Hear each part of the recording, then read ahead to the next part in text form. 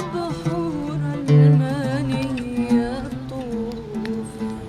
هلقت يا نور القمر مكسوفي، خليت الدم من المقلسي. في إلي ذاكرة أنا موجودة أو هويتي بشكل عام، هي هويتي كلها، وجودي أنا، ذاكرتي، فترة طفولتي، مدارسي، دفاتري، كتبي، أوراق اللي بكتب عليها شعر، الأصدقاء، أولاد العم، كل هذا تم محيه. وكأني هلق جزء كبير من الذاكرة، مثل حالات فقدان الذاكرة أو إنسان ماكل ضربة على راسه. خليت عيني للأبد بكياني. أنا من قرية اسمها التعلي، قرية بالقسم الغربي من السويداء. القسم الغربي من السويداء تم إبادته إبادة كاملة. اللي قدر ينجى من هذه القرية كان لحق حاله، لأنه كل اللي بقوا كانوا بين 30 ل 36 قرية، أغلبهم هذول ال 36 قرية دمار كامل. وأنا بضرب دائما مثال قريتي، ولكن هذا ينطبق على كل هذه ال 36 قرية. اقتحموها بالآليات، بالدبابات، بالمدرعات، الأمن العام بالبداية بالتعاون مع البدو المقيمين بالسويدة أو على طريق السويدة الشام. قتلوا كل الموجودين، نهبوا البيوت، حرقوها، ورجعوا مرة ثانية وثالثة.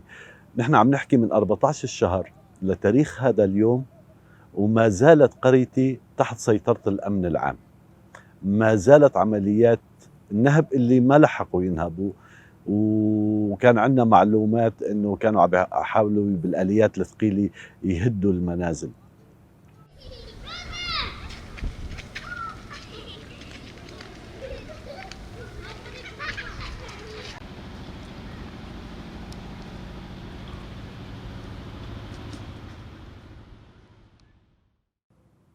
نحن من السويداء،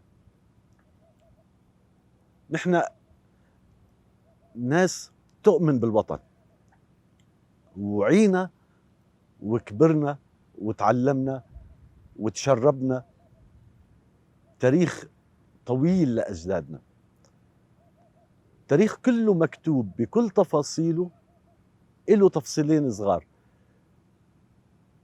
الكرم ومحبة الآخرين والانفتاح على الآخرين والتمسك بالأرض. ما بنتخيل حالنا ولا رح نتخيل حالنا ولا كنا متوقعين نتخيل حالنا انه نكون ناس مهجرين عن اوطاننا، او تمحى اوطاننا، او انه نخوض حرب للتمسك باخر شبر من ارضنا، من ذاكرتنا، من حياتنا، من طفولتنا، من مستقبل اولادنا. ولكن وضعنا بهذا الموقف، وطالما انه وضعنا بهذا الموقف ما رح يسجل التاريخ لا علينا نحن ولا على اطفالنا ولا اطفال انه نحن كنا اسوأ جيل يدافع عن ارضه.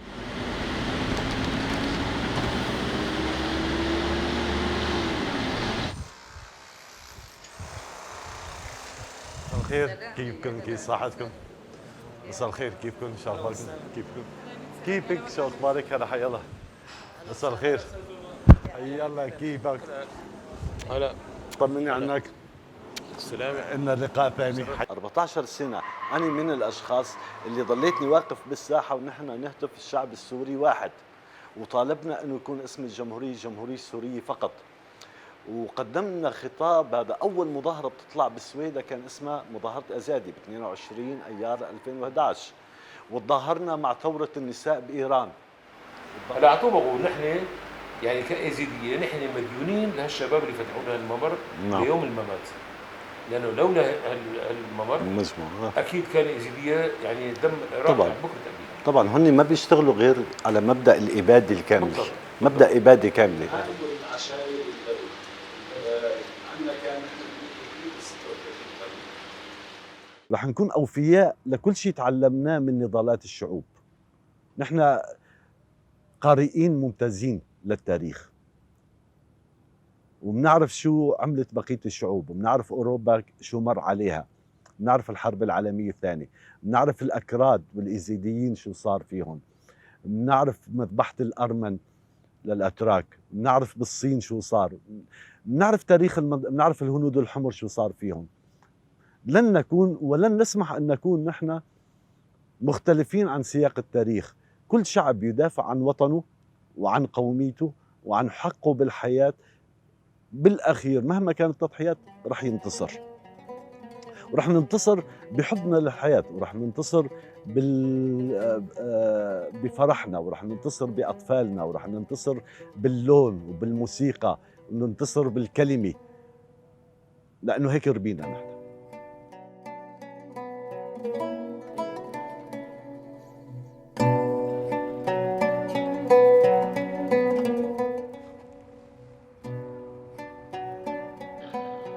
هدول يمام السنة صف سابع، مفروض بس ما في مدارس، ويمار يمورة سنة صف رابع.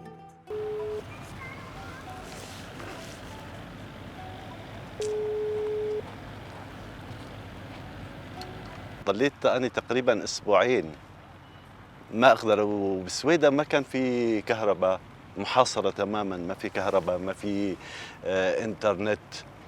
يمكن أول أسبوع أسبوعين كل 3 أيام لأقدر أخذ دقيقة أطمن فيها، وكتابي كمان ما في اتصال لا صوتي لا فيديو، لأقدر أخذ فيها دقيقة أطمن على أسرتي. مرحبا. مرحبا بابا، كيفك؟ تمام. شو أموركم؟ كمان تمام. معنوياتك منيحة؟ بعدكم عم بتملوا؟ لا، خططنا أنا ورفيقي مشان شغلة جديدة. رح تخلينا ما نمل. كثير منيح. يلا.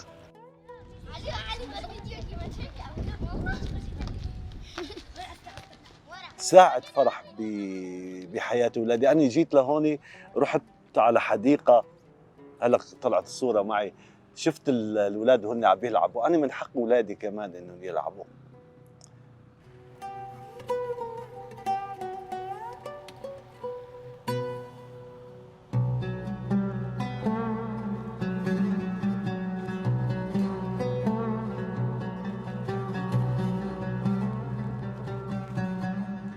أنا شاركت بتشييع الشهيد نور الدين الصوفي. حضرت التشييع بحضور شعبي كبير بموكب عسكري مهيب، وانتقلنا بعدها بنفس اليوم، جينا على مدافن الشهداء، على ضريح الشهداء. بجانبي هون مدفن الشهيد، بثنائية موجودة دائما بعقل إنسان طالع من مجزرة وجاي على منطقة عانت من مجازر كثير. هذه الثنائية بتضلها تشتغل بخصوصية معينة إلي كإنسان. 34 يوم مروا على شهداء قريتي ما زالوا فوق الأرض، ما بنعرف وضعهم، ما بنعرف، ما اندفن حدا.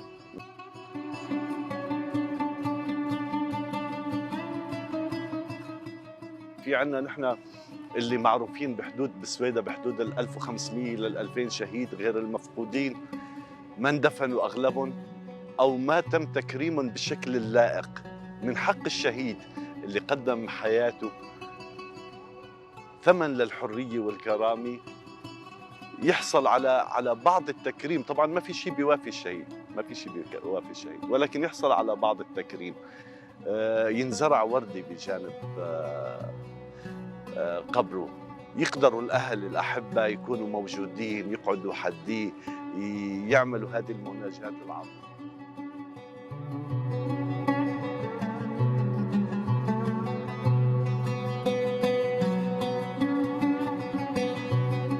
أنا أتمنى أنه أهل السويدة يحطوا مستقبل أبنائنا بالأساس. لا يمكن أبداً أي حل مع هذه الحكومة الموجودة بدمشق، مع هذا النظام، مع هذه العقلية، مع هذه الدعشنة، الخلافة الداعشية اللي بدهم يعملوها.